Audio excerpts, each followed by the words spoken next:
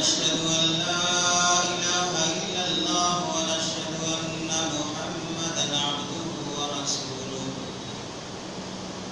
أما بعد فقد قال الله تبارك وتعالى في القرآن المجيد والفرقان الحميد: أعوذ بالله من الشيطان الرجيم. بسم الله الرحمن الرحيم. ولنذيقنهم من العذاب الأدنى دون العذاب الأكبر لعلهم يرجعون. صدق الله العظيم. وقال النبي صلى الله عليه وسلم: لا يؤمن أحدكم حتى يكون هواه تبعا لما جئت به، أو كما قال النبي صلى الله عليه وسلم. اللهم صل على سيدنا محمد وعلى آل سيدنا محمد وبارك وسلم. اللهم صل على سيدنا محمد وعلى آل سيدنا محمد وبارك وسلم. اللهم صل على سيدنا محمد وعلى آل سيدنا محمد وبارك وسلم.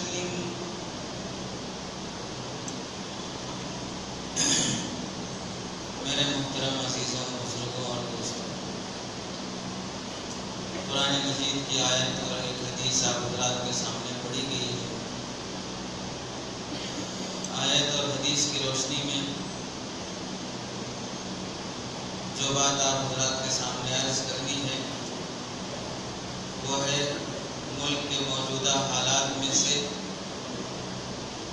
جس کا عمومی طور سے مسلمانوں میں خاص طور سے ایک طرح کا خوف پیدا کیا جا رہا ہے کہ مسلمان خود سے تحقیق کیے بغیر پریشان ہو رہا ہے۔ اس کی کیا حقیقت ہے اور اس کے لیے ہمیں کیا کرنا چاہیے،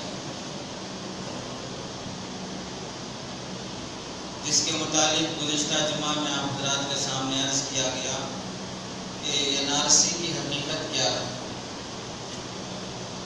پہلے تو یہ بات ہمیں سمجھ لینا چاہیے کہ ملک کے حالات پہلے کے مقابلے میں خراب ہیں، آگے اور بھی خراب ہوں گے۔ پہلے کے مقابلے میں خراب ہیں اور بھی خراب ہوں گے۔ پہلے اتنا ایک دوسرے میں دوستی اور تعلق تھا کہ ایک محلے میں ہمارے مسلمان اور غیر مسلم بھائی رہتے ہیں تو ایسی دوستیاں تھیں کہ ہمارے گھر میں وہ کھاتے، ان کے گھر میں ہم کھاتے۔ بہت سے مسلمان دوستوں کے مقابلے میں غیر مسلموں سے اچھی دوستی رہتی تھی۔ ان کے ماں باپ ہمیں اپنا بیٹا سمجھتے، ہمارے ماں باپ انہیں اپنا بیٹا سمجھتے۔ مذہب اور ذات پات کا لحاظ نہیں کیا جاتا تھا۔ اب تو مذہبی نفرت اور مذہب کی بنیاد پر جو ایک دوسرے میں دشمنی عداوت پھیلائی جا رہی ہے وہ اس قدر ہے کہ انسان کا مذہب تو دور کی بات، اس کے جانور اور اس کی گاڑی کا بھی مذہب دیکھا جا رہا ہے۔ اگر کسی کا کتا کسی کو کاٹ لے تو کتے کا مذہب تلاش کریں گے، یہ کتا کس کا ہے؟ اگر یہ کتا فلاں مسلمان کا ہے تو پھر کتا بھی مسلمان۔ اب اس بنیاد پہ لڑائی جھگڑے ہوں گے۔ اگر کسی کی بائک کہیں نو پارکنگ کی جگہ پارک ہو گئی تو پھر یہ دیکھیں گے کہ یہ گاڑی کس کی ہے۔ اگر اپنی برادری کا ہے تو ٹھیک ہے، دوسری برادری کا ہے تو اب گاڑی کا بھی مذہب دیکھا جائے گا کہ کس مذہب کی گاڑی ہے۔ کتے بلیوں میں بھی مذہب دیکھ کے جھگڑے پھیلائے جانے لگے ہیں۔ تو ایسے موقع پر ظاہر سی بات ہے جب تک یہ نفرت کی آگ محبت سے نہیں مٹائی جائے گی اس وقت تک مٹنے والی نہیں ہے۔ گندگی کو گندگی سے، غلاظت کو پیشاب سے دھونے کا رواج معاشرے میں نہیں ہے۔ آپ کے کپڑوں پہ غلاظت لگ جائے تو آپ پانی سے دھوتے ہیں، ایسے ہی جب نفرت پھیل جائے تو وہ بھی ایک طرح کی غلاظت ہے، اسے نفرت سے دھونے کے بجائے اسے محبت سے دھوئیے، جلدی صاف ہو جائے گا۔ غلاظت عادت کو پیشاب سے نہیں دھوتے، نفرت کو نفرت سے نہیں دھوتے، نفرت کو محبت سے دھونا چاہیے۔ تو ملک کے حالات تو بگڑنے والے ہیں، اور معیشت، اقتصادیات اور ملک کی معاشرت، رہن سہن، تہذیب، ہر چیز بدلتی جائے گی، یہاں تک کہ ایک چھاپ سب پہ مسلط کرنے کی فکر کی جا رہی ہے۔ اللہ تبارک و تعالیٰ کی سنت اور عادت یہ رہی ہے کہ اللہ تعالیٰ مسلمانوں کو اونچ نیچ دونوں کرتے رہتے ہیں، انہیں پرکھتے رہتے ہیں تاکہ یہ کھرے نکلیں، یہ کھوٹے نہ رہیں۔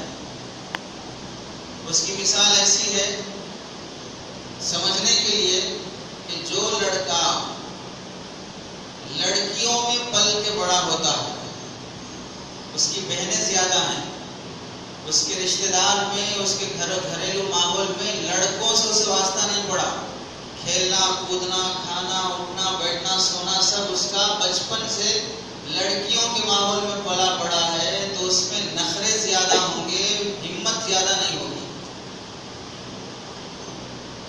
حالانکہ وہ مرد ہے، لڑکا ہے، لیکن جس ماحول میں وہ پلا پڑا ہے وہاں وہ نخرے ہی دیکھا ہے، وہاں پر وہ لڑکیوں کے ناچ نخرے ہی میں پلا ہے، تو وہ صفات اس کے اندر منتقل ہوں گی۔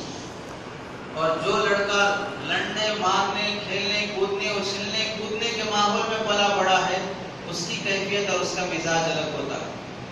اسی واسطے مولانا روم نے کتاب میں لکھا ہے مثال سے کہ بھیڑیے کا بچہ بکریوں میں مل گیا اور بکریوں کے ساتھ پلنے بڑھنے لگا، وہ بھی اپنے آپ کو بکری ہی تصور کر رہا ہے۔ ایک دن بھیڑیے کا بکریوں کے ریوڑ کے پاس سے گزر ہوا تو دیکھا ہماری برادری کا بکریوں میں پل رہا ہے، حالانکہ بکریاں بھیڑیے سے ڈر کے بھاگتی ہیں۔ اب بھیڑیا بکریوں میں پل رہا ہے، وہ بھی سب کے برابر گھاس کھا رہا ہے، اور جب بھیڑیا حملہ کرنے کے لیے چنگھاڑا تو بکریاں بھاگ رہی ہیں، تو ساتھ میں یہ بھیڑیے کا بچہ ہی بھاگ رہا اپنی جان بچانے کے لیے۔ تو بھیڑیے کو بہت افسوس ہوا کہ ہماری برادری کا ہمت اور شجاعت والا وہ کس ماحول میں پل کے بڑا ہوا کہ ہماری چنگھاڑنے کی آواز سے وہ بھی ڈر کے بھاگ رہا ہے۔ پھر کسی طرح ہیلے بہانے سے اس بھیڑیے نے اس بکریوں کے ریوڑ میں پلنے والے اس بھیڑیے کے بچے کو پانی پینے کے لیے کنویں کے کنارے پر لایا، اور جب پانی پینے کے لیے اس نے اپنا منہ پانی میں ڈالا اور دیکھا کہ میرا چہرہ الگ، دوسرے بکریاں جو پانی پی رہے ان کا چہرہ الگ ہے، میری آواز الگ ان کی آواز الگ ہے، تب اسے احساس ہوا کہ میں بکری نہیں ہوں، بھیڑیا ہوں۔ تو آدمی جس ماحول میں پلتا ہے، خوف کے ماحول میں پل رہا ہے، تو بلا وجہ کی ڈرتا رہے گا۔ کیوں؟ آس پاس سب ڈرے ہوئے لوگ ہیں، آس پاس سب سہمے ہوئے لوگ ہیں، ویسے لوگوں میں پل کے بڑا ہوا ہے تو کبھی اسے ہمت کی بات کرنے کی نہیں ہوگی، یہ ہمیشہ ڈر اور خوف میں ہی جیے گا۔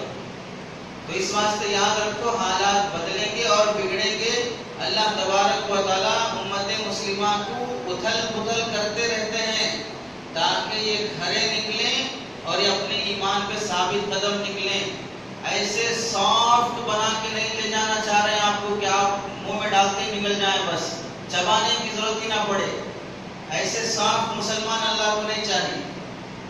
اللہ تعالیٰ قرآن مجید میں فرماتے ہیں ام حسبتم ان تدخلوا الجنۃ ولما یأتکم مثل الذین خلوا من قبلکم، تم یہ گمان کرتے ہو کہ تمہیں اللہ تعالیٰ ایسے ہی جنت میں داخل کر دے اور تم سے پہلے لوگوں پہ جیسے حالات آئے ویسے حالات تم پر نہ آئے اور بڑے صاف طریقے سے تم کو جنت میں داخل کر دے، یہ گمان کر رہے ہو، یہ ہونے والی بات نہیں ہے، ایسا نہیں ہوگا۔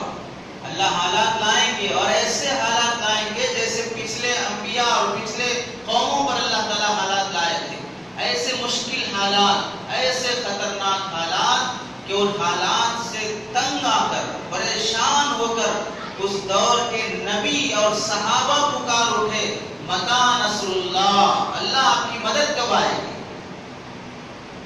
یہ پکارنے والے صرف عام انسان نہیں ہیں، اس وقت کے نبی کی زبان سے بھی نکل گیا، حتی یقول الرسول والذین آمنوا معہ متی نصر اللہ، یہاں تک کہ مومن اور مومن جو نبی کے ساتھ تھے وہ رسول بھی پکار اٹھے اللہ کی مدد کب آئے؟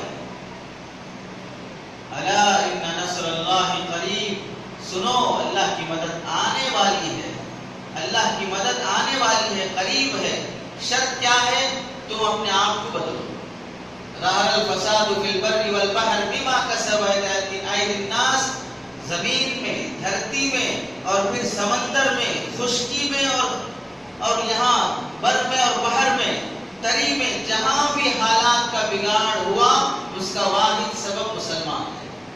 بما کسبت ایدی الناس، لوگوں کے اپنے بدعمالیوں کی وجہ سے۔ اپنے اعمال صحیح کرو تو پھر حالات صحیح ہو جائیں۔ ایک بات ذہن میں بٹھا لو، حکام اور حکمرانوں سے اللہ نے ملک کا امن نہیں جوڑ کے رکھا ہے۔ ہمارے حالات کا تعلق سیاست کی گدی پہ بیٹھنے والوں سے نہیں ہے، ہمارے حالات کا تعلق حکمرانوں اور حکاموں سے نہیں ہے، ہمارے حالات کا تعلق اعمال سے اور احکام سے ہے۔ ہمارے احکام اچھے تو حکمران بھی اچھے، ہمارے احکام بگڑ گئے، ہمارے اعمال بگڑ گئے تو حکمران بھی بگڑ جائیں۔ ایک حدیث قدسی میں اللہ تعالیٰ نے فرمایا، تمام انسانوں کے دل میری 2 انگلیوں کے بیچ میں ہے، میں جیسے چاہے انہیں پلٹتا رہتا ہوں۔ تم ان حکمرانوں کو گالیاں اور برا بھلا مت کہو، ان کے دل میرے قبضے میں ہیں، تم میرے فرما بردار بن جاؤ، میں ان کو تمہارے تابع کر دوں گا۔ ایک کتا جسے عقل نہیں ہے، جسے منہ نہیں ہے، جس کی کوئی نوکری نہیں ہے، جو کوئی سائنس پڑھا ہوا نہیں ہے، اسے اتنی سمجھ ہے کہ اگر آپ پتھر پھینکو گے تو وہ کاٹنے کے لیے پتھر کی طرف نہیں دوڑتا ہے، وہ پھینکنے والے کی طرف دوڑتا ہے کہ پتھر میں کچھ نہیں ہے، چوٹ مجھے پتھر سے لگی ہے لیکن پتھر بے بس ہے، مارنے والا کوئی اور ہے، مجھے اس کی طرف لپکنا چاہیے۔ تو کتا بھی پتھر کو چھوڑ کے پھینکنے والے کی طرف لپکتا ہے۔ تو ان ظالم حکمرانوں کو فیصلے کی وجہ سے انہیں بھوگنے کی بجائے ہمیں چاہیے کہ ہم اس حالات کے لانے والے اللہ کی طرف لپکیں، ادھر رجوع کریں کہ حالات کا تعلق ان سے نہیں ہے، یہ تو ایک بے جان پتھر کی طرح ہے، اللہ انہیں استعمال کر رہے ہیں، باقی حالات کا فیصلہ کرنے والے اللہ ہیں۔ زمین کا ایک پتا، ایک ذرہ بھی اللہ کی مرضی کے بغیر ہلتا نہیں ہے، تو اتنے بڑے بڑے فیصلے اچانک راتوں رات ہو رہے ہیں، تو کیا اس میں اللہ کی مرضی شامل نہیں ہے؟ کیا اس میں اللہ کی مرضی شامل نہیں ہے؟ مسلمان کتنا بے وقوف ہے، جدھر سے حالات آ رہے ہیں ادھر کی طرف رک کر کے کھڑا ہے۔ حالات کا تعلق ان سے نہیں ہے، ایک دل پتھر ہے جسے کتے کی طرف پھینکا گیا ہے۔ ہم اللہ کے نافرمان کتے ہیں، ہمیں چاہیے کہ اس کے فرما بردار بنیں، تو ان حالات کی طرف رخ کرنے کے بجائے حالات لانے والے اللہ کی طرف ہم رخ کریں۔ مولانا روم رحمت اللہ علیہ نے بڑی اچھی مثال سے سمجھایا۔ ایک جنگل میں ایک لومڑی رہتی تھی جانوروں کے ساتھ، اسے کہیں سفر پہ جانا ہوا تو اس نے اپنی لومڑی کے اپنے بچے کو حفاظت کے لیے شیر کے پاس، جو جنگل کا بادشاہ ہے، اس کے پاس لے گئی کہ اگر میں اسے اپنے گھر میں چھوڑ کے جاؤں گی تو شیر کبھی نہ کبھی حملہ کر کے مار دے گا، اس واسطے بہتر ہے اسی کے پاس امانت رکھ کے جاؤں تاکہ وہ اپنی شان جنگل کا بادشاہ ہونے کی نسبت سے یہ میرے بیٹے کو نہ کھائے۔ تو لومڑی نے اپنے بچے کو شیر کے پاس حفاظت کے طور پہ رکھنے کے لیے شیر سے کہا کہ جناب آپ تو جنگل کے بادشاہ ہیں، ہر جانور آپ سے ڈرتا ہے، مجھے سفر پہ جانا ہے، آپ میرے بچے کی حفاظت کیجئے، آپ کا مجھ پہ بڑا احسان ہوگا۔ شیر نے کہا ٹھیک ہے۔ اب اس کے بعد لومڑی کو شیر اپنے کندھے پہ سوار کر لیا، جنگل کی سیر کرنے لگا۔ جانوروں نے دیکھا تو تعجب کیا کہ جو حملہ کر کے کھانے والا آج اسی کو اپنے پیٹھ پہ سوار کر کے اس کی حفاظت کر رہا ہے۔ لومڑی بھی بڑے خوش ہوئی اپنے بچے کو دیکھ کے، آج تک ہم شیر کو چھونے کی بھی ہمت نہیں کرتے تھے، میرا بیٹا اس کی سواری کر رہا ہے۔ سفر سے جب واپس آئی لومڑی تو دیکھا بچہ نہیں ہے، شیر سے کے پاس بچہ نہیں ہے۔ گھر میں جا کے دیکھا اپنی جو گھونسلہ جھونپڑی تھی وہاں بھی نہیں ہے، کہیں نہیں ملا، پریشان ہوئی۔ اب شیر سے آ کے کہا کہ آپ پہ بھروسہ کر کے امانت کے طور پہ آپ کے پاس میں رکھ کے گئی تھی، میرا بچہ کہاں ہے؟ تو شیر نے کہا معاملہ اصل یہ ہے کہ میں تمہارے بچے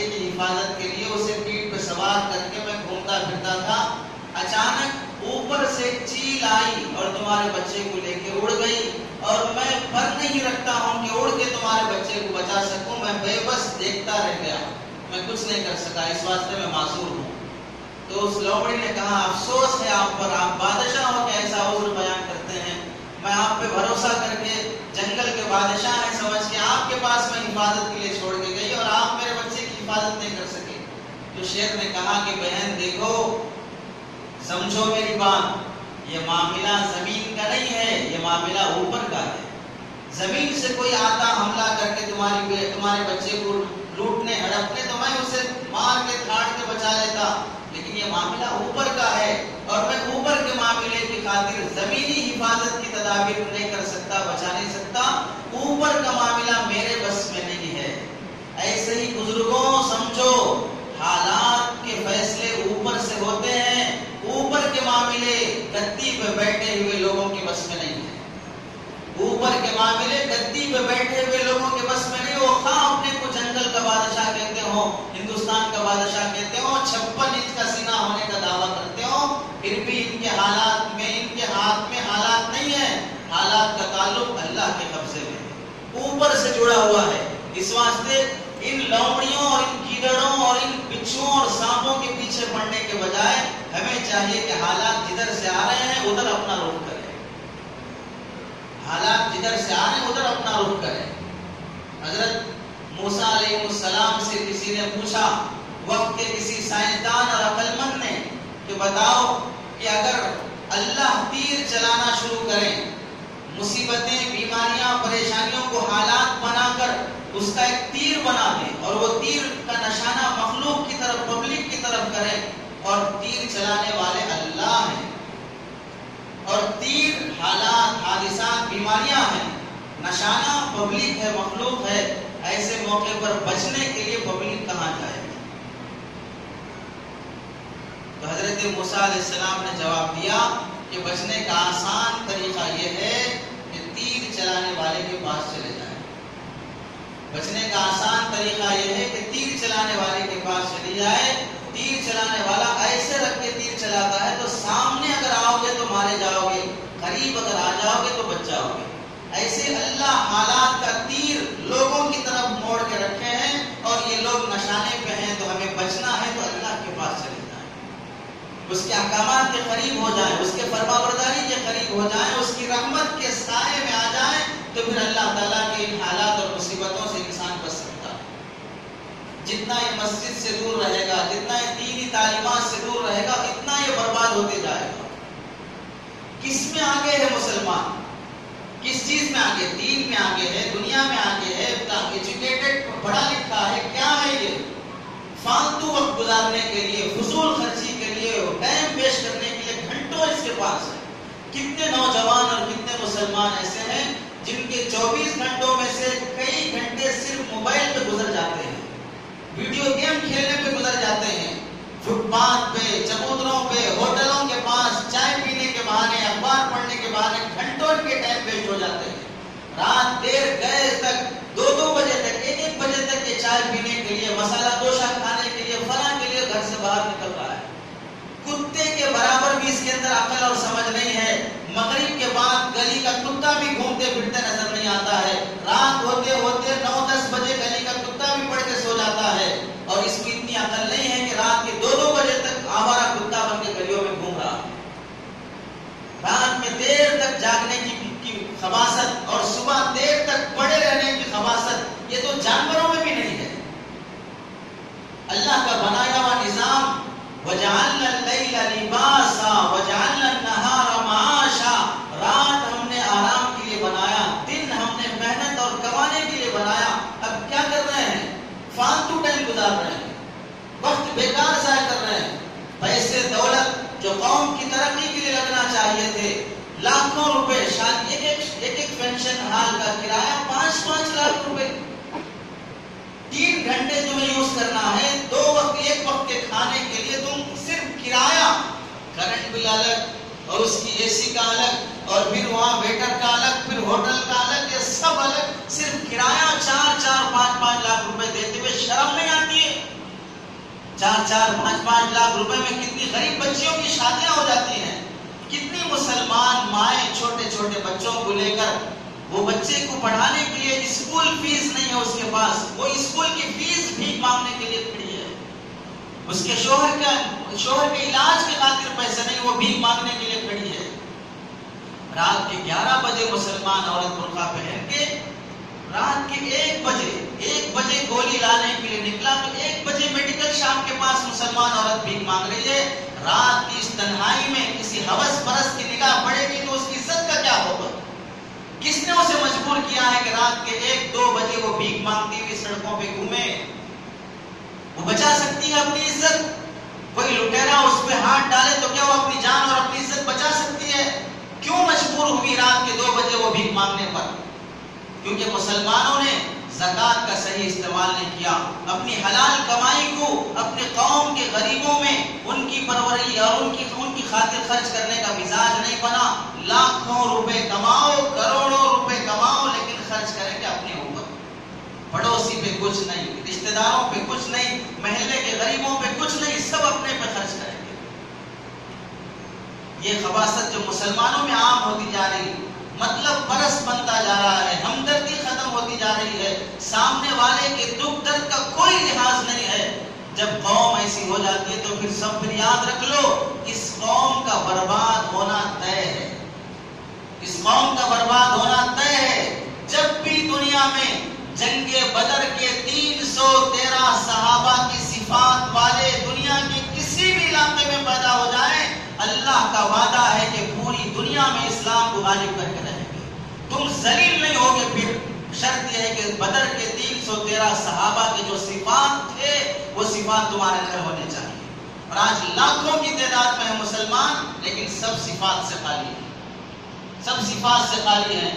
قرآن مجید میں اللہ تبارک و تعالیٰ فرماتے ہیں وَمَنْ أَحْسَنُ قَوْلًا مِّمَّنْ دَعَا إِلَى اللَّهِ وَعَمِلَ صَالِحًا وَقَالَ إِنَّنِي مِنَ الْمُسْلِمِينَ وَلَا تَسْتَوِي الْحَسَنَةُ وَلَا السَّيِّئَةُ ادْفَعْ بِالَّتِي هِيَ أَحْسَنُ فَإِذَا الَّذِي بَيْنَكَ وَبَيْنَهُ عَدَاوَةٌ كَأَنَّهُ وَلِيٌّ حَمِيمٌ۔ مسلمانوں 4 کام کر لو، ساری دنیا سے نفرت مٹا سکتے ہو، ساری دنیا سے نفرت مٹا سکتے ہو۔ 4 کام کر لو، تمہارا جانی دشمن جگری دوست بن جائے گا۔ وَمَنْ أَحْسَنُ قَوْلًا مِّمَّنْ دَعَا إِلَى اللَّهِ، پہلا کام اللہ کے دین کی دعوت کا کام شروع کرو۔ جس ملک میں ہو، جس شہر میں ہو، جس بستی میں ہو، اپنی زندگی کو داعیانہ بناؤ، جس کو بھی دیکھو اچھے کام کی دعوت دو، بھلی بات کی دعوت دو۔ وَمَنْ أَحْسَنُ قَوْلًا مِّمَّنْ، برائی کر رہا ہے، خاموش دیکھ رہا ہے، ہمیں کیا کرنا، چھوڑو ہمیں کیا کرنا، یہاں تک کہ اپنی اولاد میں برائی ہے، اپنی بیٹیوں میں برائی ہے، بے حیائی ہے، باپ روکنے کی طاقت نہیں رکھ رہا ہے، بڑا بھائی اپنے چھوٹے بھائیوں کو نہیں روک رہا ہے، جس پہ چل سکتا ہے اس پہ نہیں چلا پا رہا ہے، اتنا بے غیرت بن گیا۔ اور اللہ فرماتے ہیں وَمَنْ أَحْسَنُ قَوْلًا مِّمَّنْ دَعَا إِلَى اللَّهِ، اللہ کی طرف بلانے کا اہتمام۔ دعوت کا مطلب یہ نہیں کہ خاص طور سے آپ تبلیغی جماعت میں ہی جائیں، وہ بھی دعوت کا کام ہے، وہ بھی ضروری ہے۔ اللہ نے اس کے ذریعے سے بھی دنیا کے اندر ایک بڑا انقلاب برپا کیا ہے، لاکھوں لوگوں کی زندگیاں بدلی ہیں، لیکن دعوت کا کام صرف وہی نہیں ہے، اس کے علاوہ بھی بہت سے طریقے ہیں۔ غیر مسلموں میں دعوت کا کام یہ بہت عظیم کام ہے، انہیں قریب کرو۔ ہزاروں سال، 1130 سال مسلمانوں نے یہاں پر حکومت کی، 1130 سال مسلمانوں نے ہندوستان میں حکومت کی، اور پھر شرم نہیں آتی کہ ہم نے مسلمانوں کے ساتھ رواداری رکھی ہے، غیر مسلموں کے ساتھ ان کو مذہب پہ مجبور نہیں کیا ہے، مذہب پہ مجبور نہیں کیا، صحیح بات ہے، لیکن دعوت کا کام بھی جیسے ہونا تھا ویسے نہیں ہوا، ورنہ 1130 سال کسی کی حکومت ہو اور پھر وہاں اسلام غالب نہ ہو تو کتنی شرم کی بات ہے۔ اور سچ تو یہ ہے کہ ہندوستان میں مسلمان حکمرانوں سے دعوت کا کام نہیں ہوا، ہندوستان میں مسلمان حکمرانوں سے دعوت کا کام جیسے ہونا تھا ویسے نہیں ہوا۔ ہندوستان میں اگر دین اور دعوت اور اسلام کا کام ہوا ہے تو وہ صرف اور صرف ولیوں کے ذریعے سے ہوا ہے، اولیاء کے ذریعے سے ہوا ہے۔ آج بھی دیکھ لو غیر مسلم بھائی اکبر کو اور فلاں کو برا بھلا کہیں گے، لیکن خواجہ معین الدین چشتی رحمۃ اللہ علیہ کی مزار پہ جا کے چوم کے آئیں گے، حالانکہ اسلام ان سے نہیں پھیلا ہے، حالانکہ اسلام خواجہ معین الدین اجمیری سے پھیلا ہے رحمت اللہ علیہ، ان بزرگوں کے دین سے پھیلا ہے جن سے اسلام پھیلا، ان کے اخلاق، ان کی ہمدردی اور ان کی انسانیت پروری، اس کی وجہ سے وہ آج بھی ان سے محبت کرتے ہیں۔ اور جو صرف جب خواجہ معین الدین چشتی رحمت اللہ علیہ ہندوستان کا رخ کر کے ہندوستان آ رہے تھے اور یہاں سے سلطان شہاب الدین غوری ہندوستان کو فتح کرنے کے لیے آ کر ناکام ہو کے واپس جا رہا تھا، راستے میں سلطان شہاب الدین غوری کی اور خواجہ معین الدین چشتی رحمت اللہ علیہ کی ملاقات ہوئی، تو اس نے پوچھا خواجہ معین الدین چشتی رحمت اللہ علیہ سے، کدھر کا ارادہ ہے؟ کہا ہندوستان جا رہا ہوں۔ کہنے لگا میں وہیں سے آ رہا ہوں، بڑی سخت زمین ہے، بڑے سخت لوگ ہیں، کچھ فائدہ نہیں ہوگا۔ تو خواجہ معین الدین چشتی رحمت اللہ علیہ نے فرمایا تم جسموں کو فتح کرنے گئے تھے، میں دلوں کو فتح کرنے جا رہا ہوں۔ تم جسموں کو فتح کرنے گئے تھے، میں دلوں کو فتح کرنے جا رہا ہوں۔ اور تاریخ نے دیکھا کہ وہ بزرگ جب اس دھرتی پہ قدم رکھا تو 90 لاکھ لوگوں سے زیادہ لوگوں نے صرف ان کے سفر کو، ان کے چہرے کو دیکھ کر کلمہ پڑھا ہے۔ انہوں نے دعوت ابھی شروع نہیں کی، ان کے مبارک نورانی چہرے کو دیکھ کے کئی ہزار لاکھوں لوگ اسلام میں داخل ہوئے۔ تو پہلا کام ومن احسن قولا ممن دعا الی اللہ، جہاں بھی ہو اپنی بات سلیقے سے دوسرے کو سمجھاؤ، خاموش مت رہو، منہ بند کر کے مت رہو۔ بولنے کے وقت خاموش رہنا اتنی بڑی غلطی ہے کہ تاریخ میں ہر دور میں قوم کو نقصان پہنچا ہے۔ جب بولنے کے وقت لوگ قوم نہیں بولی ہے، جب بولنے کے وقت نہیں بولو گے تو بڑا نقصان ہوگا۔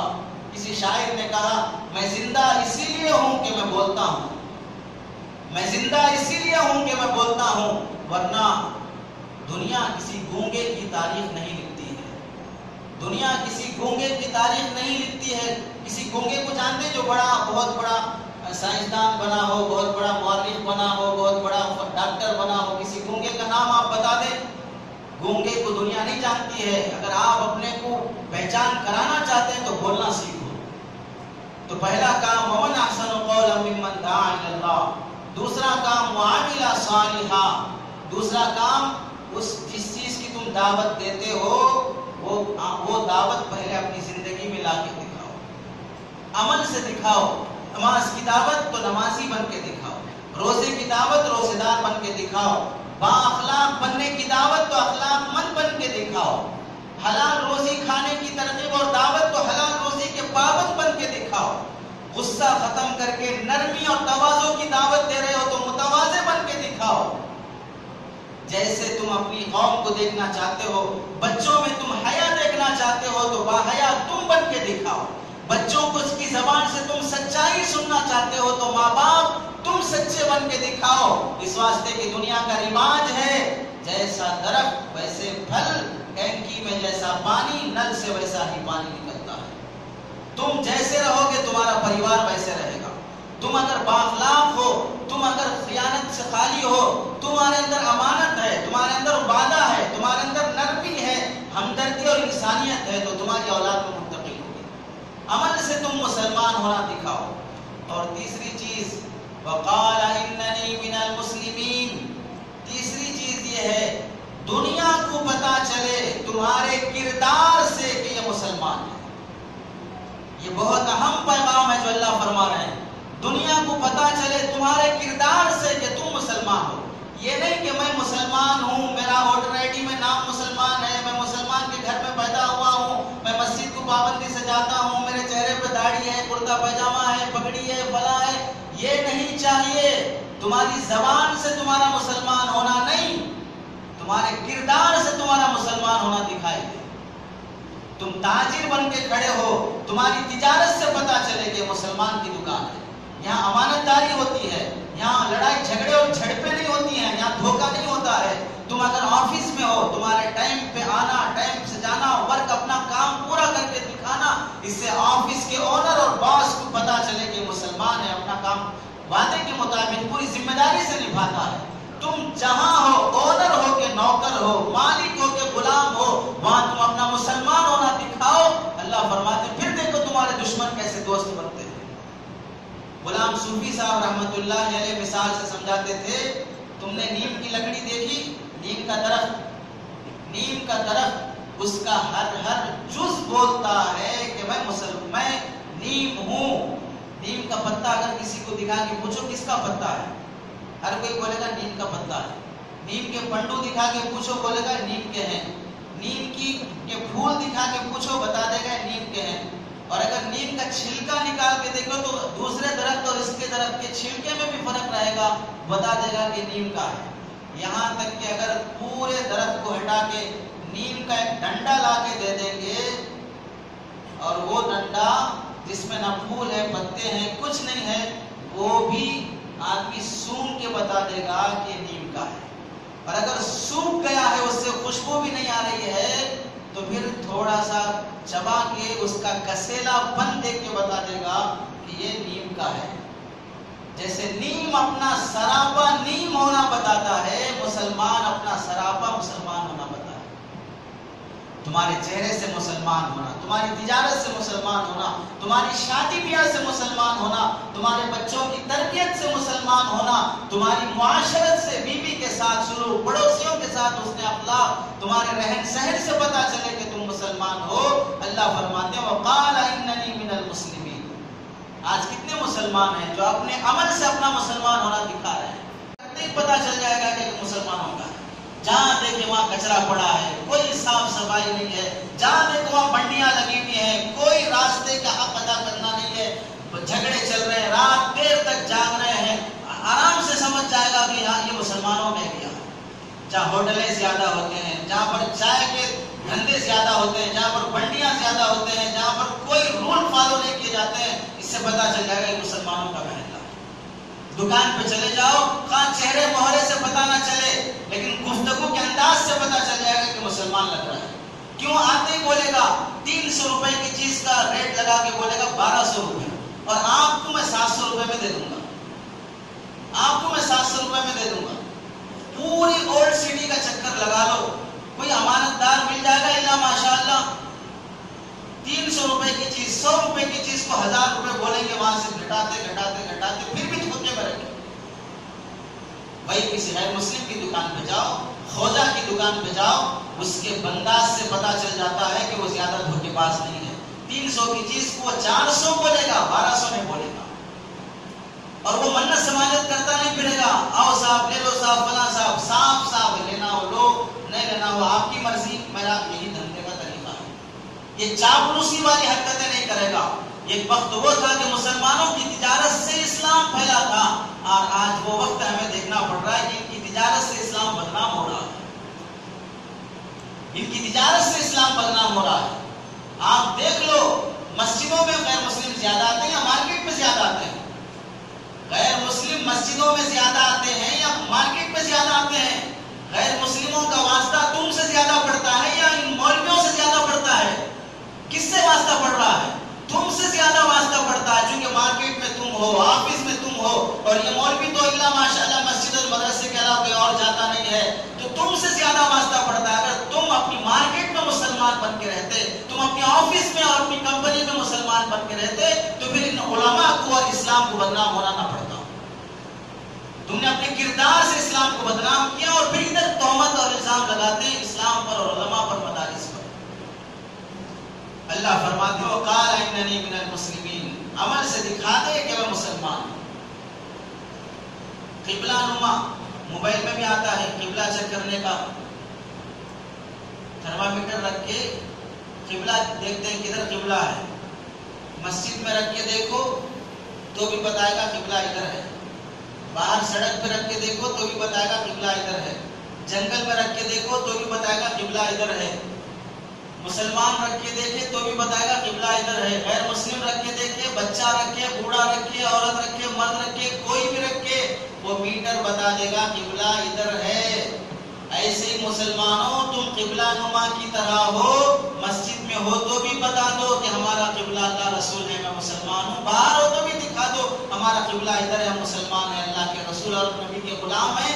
یہاں ہو تو قبلہ ادھر دکھا رہے ہو، مارکیٹ میں ہو تو قبلہ پیسے کی طرف ہو رہا ہے، مارکیٹ میں تو قبلہ رشوت کی طرف ہو رہا ہے، جھوٹ اور دھندے دھوکے کی طرف ہو رہا ہے.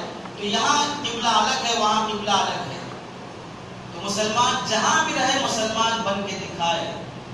اور چوتھی بات اللہ فرماتے ہیں ادفع باللتی ہی احسن، اور برائی کا بدلہ اچھائی سے دو. برائی کا بدلہ اچھائی سے دو. کوئی غصہ کرے نرمی سے دفع کر دو، معاف کر دو، عفو درگزر کا معاملہ اختیار کرو.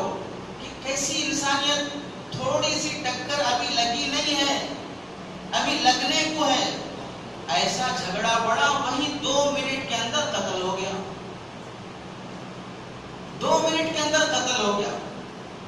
اب وہ گاڑی کے اندر سے چاقو نکال رہا ہے، مارنے جا رہا ہے، وہ کھینچ کے اسے مار دیا اور وہ سڑک پہ پڑ کے تڑپ رہا ہے.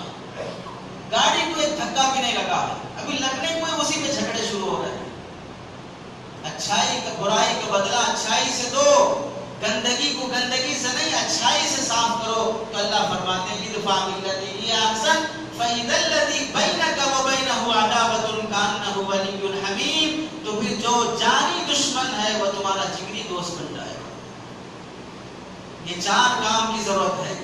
تو مسلمانوں، ہندوستان میں NRC کا جو مسئلہ خوف پھیلانے کے لیے ہے، یاد رکھو ہم اپنی محنت کی کمائی کا کھا رہے ہیں، اپنے ذاتی یا کرائے کے مکان میں رہ رہے ہیں. ہم کسی کے ناحق چھین کے نہیں کھا رہے ہیں، ہم کسی کے باپ کا نہیں کھا رہے ہیں کہ ہمیں کوئی ڈرانے کے لیے آئے، آنکھ دکھانے کے لیے آئے. ہم کسی کی ناجائز زمین پہ قبضہ کر کے بیٹھے ہوئے نہیں ہیں، اپنی زمین پہ ہیں. کوئی ہماری زمین چھین نہیں سکتا. ہم کسی کی باپ کی زمین پہ نہیں ہیں، اپنے باپ کی زمین پہ ہیں، کسی اور کے نہیں ہیں. ہم اپنے گھر میں پل رہے ہیں، ہمارے اللہ کی دی ہوئی روزی کھا رہے ہیں. کسی اور سے ڈرنا کیا؟ ڈرنے کی وجہ کیا ہے؟ تم پیدا ہوتے ہی کان میں، سیدھے کان میں پہلی آواز اللہ اکبر اللہ اکبر، بائیں کان میں اقامت کے ذریعے سے اللہ اکبر اللہ اکبر 4 بار.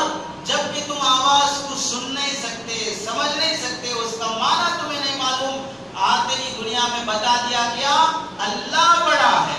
یہ کائنات بڑی نہیں، یہ پرائم منسٹر بڑا نہیں، یہ حکومت بڑی نہیں، یہ سیاست بڑی نہیں، یہ سلطنتیں بڑی نہیں، یہ دولتیں بڑی نہیں، اللہ بڑا ہے.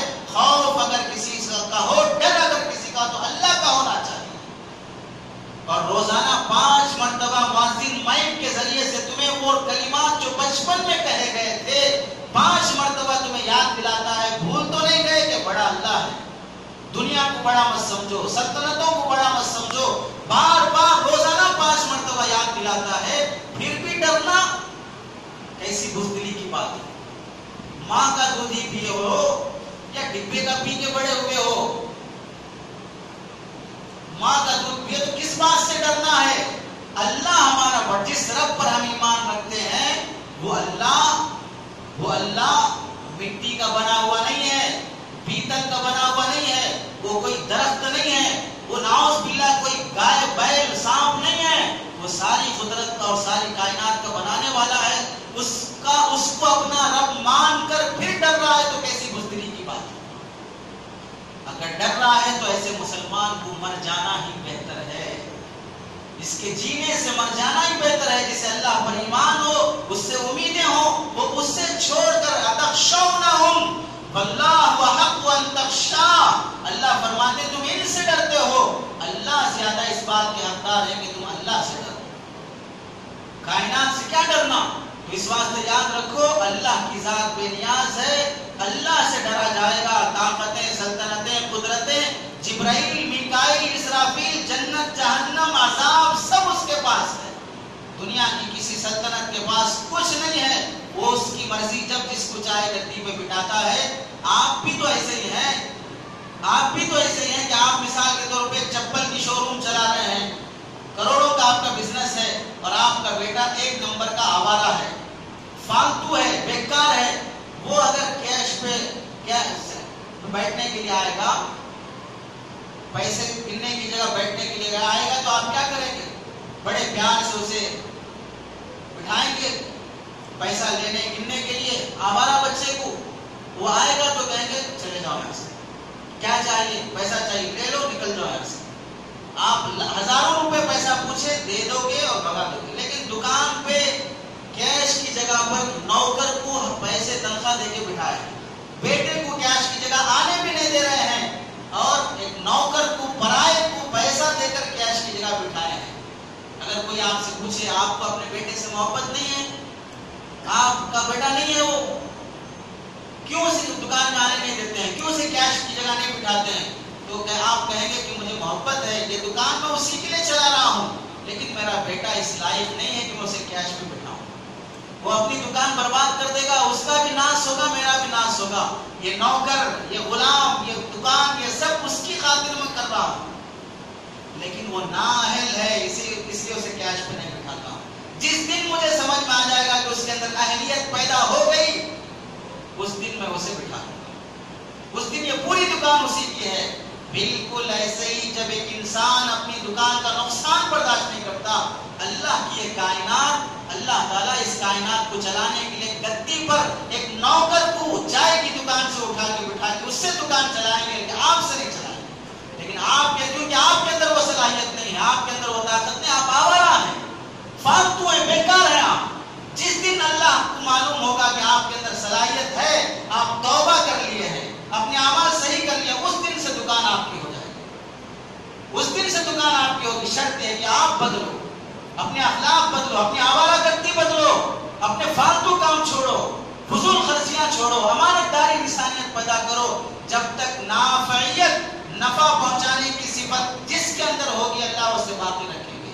نفع چاہے مسلمان سے پہنچے چاہے غیر مسلم سے پہنچے، اللہ اسے گدی پہ بٹھائیں گے۔ اگر وہ نافع بن کے رہے گا، لٹیرا بن کے ہے، تو اللہ اسے ہٹا دے گا۔ آج مسلمان دیکھو کتنا نفع بخش ہے، کتنا دوسروں کو فائدہ پہنچا رہا ہے۔ اس واسطے بزرگوں، اللہ کائنات مسلمان کی خاطر چلا رہے ہیں، کائنات مسلمان کی خاطر چلا رہے ہیں، لیکن اس کی گدی اس کے ہاتھ میں اس واسطے نہیں ہے کہ اس کے اندر اہلیت نہیں ہے، یہ نالائق ہے۔ جب یہ امت لائق ہو جائے گی تو پھر گدی دوبارہ اسے دی جائے گی۔ اس کے لیے وہ صفات پیدا کرو جو سیاست میں چاہیے، وہ پڑھائی لاؤ، وہ منصوبہ بندی لاؤ۔ اپنے نوجوانوں کو دیکھو، آگے پوچھتے ہیں فلم میں مجھے ایک شو کرنا ہے، کیا میں کر سکتا ہوں؟ اچھا شو ہے، اس سے قوم کو بہت فائدہ پہنچے گا۔ مسلمان نوجوان، حیدرآبادی فلم انڈسٹری اب مشہور ہوتی جا رہی ہے، سب کے سب مسلمان فالتو بیکار قسم کے جو بڑھ کے قوم کے لیے، ملک کے لیے بڑے بڑے کارنامے انجام دے سکتے تھے، وہ جوکری کا کام کرنے میں لگے، فالتو کام کرنے میں لگے ہیں۔ معاش کے کتنے حلال طریقے نہیں، حرام طریقے سے مسلمان کمانے میں لگا ہے۔ توبہ کرو، اللہ سے معافی مانگو، اللہ غصے میں ہے، معافی مانگو گے تو اللہ بڑا رحم کر دیں گے، معافی مانگ لو اللہ بڑا رحم کر دیں گے۔ کپڑے میلے ہو جاتے ہیں، دھوتے ہو پھر پہنتے ہو، میلے ہوتے ہیں دھوتے ہو پھر پہنتے ہو، میلے ہوتے ہیں دھوتے ہو پھر پہنتے ہو۔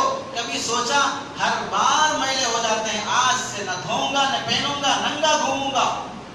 کبھی سوچے پاؤڈر لاؤ، واشنگ مشین میں ڈالو، پریس کراؤ، پھر اسے پہنو، ایک دن پہنا کہ نہیں پھر میلے، پھر دوبارہ کرو، ارے آج سے پہنوں گا نہیں، کپڑے ننگا گھوموں گا، کیا ہوتا ہے دیکھ لیں گے۔ کبھی کپڑے دھوتے ہوئے تھکے نہیں، میلے کپڑے بدل کر اچھے کپڑے بنتے ہوئے تھکے نہیں۔ جیسے میل سے کپڑے میلے ہو جاتے ہیں، ایسے ہی میل سے دل میلا ہو جاتا ہے گناہوں سے۔ صابن سے کپڑے دھوتے تھکتے نہیں، توبہ کرتے کرتے دل دھوتے ہوئے مت تھکو۔ جب کپڑے میلے ہو گئے، دھو کے اچھے کر لیے، دل میلا ہو گیا، توبہ کر کے دل کو صاف کر لو، تو پھر دیکھو اللہ تعالیٰ کیسے تمہارا ظاہر بدلنے سے لوگوں کو تم اچھے لگتے ہو، دل بدلے گا تو پھر اللہ کو کتنے اچھے لگو۔ توبہ استغفار کرو، فضول خرچی سے بچو، اپنی اولاد کی تربیت کرو، اس سے مت ڈرو کہ این آر سی کیا چیز ہے۔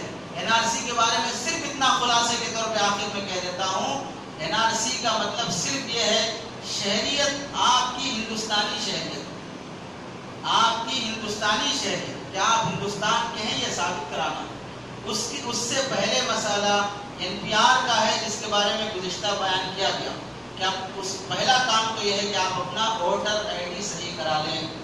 جس کا ووٹر آئی ڈی نہیں بنا ہے وہ اپنا ووٹر آئی ڈی بنا لے، جس کے بن چکے ہیں وہ گزشتہ الیکشن میں ووٹ ڈالے بھی ہوں تو بھی وہ اپنا ووٹر آئی ڈی ویریفیکیشن کرا لیں، کوتاہی سستی مت کریں۔ اپنا ہندوستانی ہونے کے لیے دستاویزات رکھنا یہ صرف مسلمانوں کے لیے ضروری نہیں، غیر مسلموں کے لیے بھی ہے۔ ووٹر آئی ڈی بنانا صرف مسلمانوں کے لیے ضروری ہے، ملک کے ہر باشندے کے لیے ضروری ہے۔ چند بنیادی چیزیں ہیں، 14 چیزیں ہیں جس کی لسٹ ہے، ہر ایک کے پاس تیار ہونا چاہیے۔ اس کی پوری فہرست جمعیت العلماء کی طرف سے تیار کر کے این NRC کا مقصد کیا ہے؟ آسام میں کیوں ہوا؟ آسام میں اس واسطے ہوا کہ 1971 کے بعد بنگلہ دیش جب بنا تو وہاں سے کئی لوگ آسام میں آ گئے، اس وجہ سے ایک ہلہ مچایا گیا اور آسام کے متشدد لوگوں نے بات کھڑا کی کہ یہاں مسلمان زیادہ ہو رہے ہیں، یہ زیادہ ہوں گے تو پھر یہ الیکشن میں آئیں گے، پھر جیتیں گے، سیاست میں آئیں گے تو انہیں دور ہی رکھو سیاست سے۔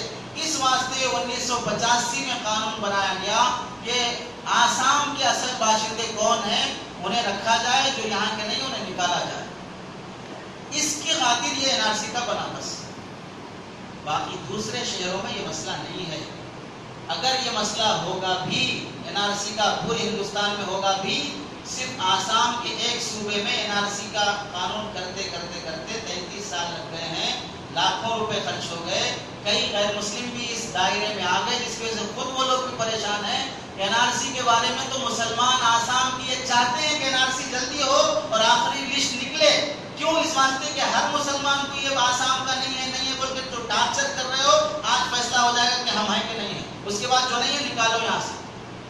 مسلمان خود چاہتے ہیں، اس سے کوئی مسلمان پریشان نہیں ہے، بس اپنے ڈاکومنٹس تیار کرنے کے لیے انگریزی جانتے نہیں، اس واسطے پریشان ہے۔ بس اپنے ڈاکومنٹس تیار رکھو، کوئی پریشانی کی بات نہیں، کوئی خوف اور ہراس ہونے کی بات نہیں ہے۔ جمعیت العلماء کی طرف سے NRC کے بارے میں اس کا فارم کیسے ہوتا ہے، فل اپ کیسے کرنا چاہیے، کون کون سے ڈاکومنٹس ہر مسلمان کے پاس ہونے چاہیے، کیسے اس کی تیاری کرنی چاہیے، پوری تفصیل وہ زیراکس کی شکل میں لائی گئی ہے۔ قاضی صاحب لائے ہیں، جاتے ہوئے آپ اسے خریدتے ہوئے جائیں، پڑھیں، لے جا کے تعویذ بنا کے نہ ڈالیں، پڑھ کر جو تیاری آپ کر سکتے ہیں وہ تیاری کریں۔ اور گزشتہ آپ سے درخواست کی گئی تھی مسجد کے پیمانے پر ووٹر ID ویریفیکیشن کا کام ہو، اللہ کے واسطے درخواست کرتا ہوں تھوڑا ذہن وسیع کرو، بے وقوف بن کے مت رہو۔ مسجد میں مسجد کے ذریعے سے دین دنیا دونوں ملے، یہاں سے محلے کی خیر خواہی کے کام ہو، اس واسطے جو آپریٹنگ سسٹم جانتے ہیں وہ بندے آگے آئیں، اعلان کریں محلے میں، اور ووٹر ID کیسے ویریفیکیشن کیا جاتا ہے وہ کام کریں۔ یہ دین کا کام ہے، تعویذ صرف تسبیح پڑھنا تہجد پڑھنا ہی دین نہیں ہے، یہ وقت کا دین ہے، یہ آپ کے علماء کہہ رہے ہیں، اور آپ کو دین سکھانے والے آپ کے علماء ہیں۔ اس واسطے مسجد کے پیمانے پر یہ کام ہو تو اللہ بہت خیر کے فیصلے کریں گے، ظاہر بھی بدلیں باطن بھی بدلیں۔ اللہ سے دعا ہے کہ اللہ عمل کی توفیق نصیب فرمائے۔ وآخر دعوانا الحمد